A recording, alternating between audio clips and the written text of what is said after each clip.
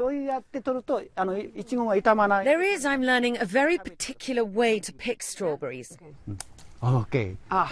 Very talented. Masayuki Owada's small 2-hectare farm holding is not far from the Fukushima nuclear plant. The last 2 years have been tough, customers wary of produce coming from this area. Now he's anticipating another business shock, the Trans-Pacific Partnership, or TPP, which, with Japan included, would account for 1/3 of global trade. The current government claims that they'll protect rice and livestock, he says, but I have a lingering concern that they might say it's protected for the time being, but that protection will be lifted in 5 to 10 years' time. For now, Japan's rice farmers have the luxury of a 778% tariff on imported rice. Sugar and butter also heavily protected. But the elimination of farming tariffs is top of the agenda at this week's meeting of TPP trade officials in Peru.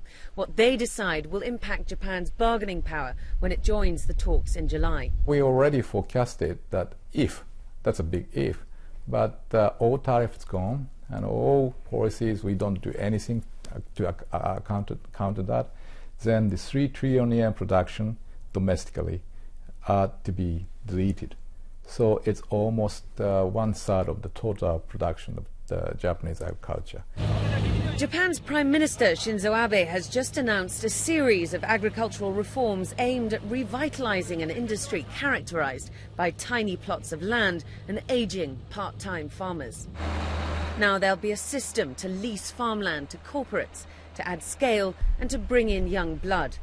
And he wants to double agricultural and food exports to 1 trillion yen, $10 billion, by 2020.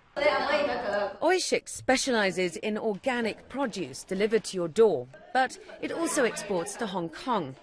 Daiju Takahashi, who runs the export team, thinks there's a niche for high-end Japanese food products. Japan quality we need to market more, but the taste of Japan's vegetables and fruits especially are clearly different from other products, and I believe that those products have global value.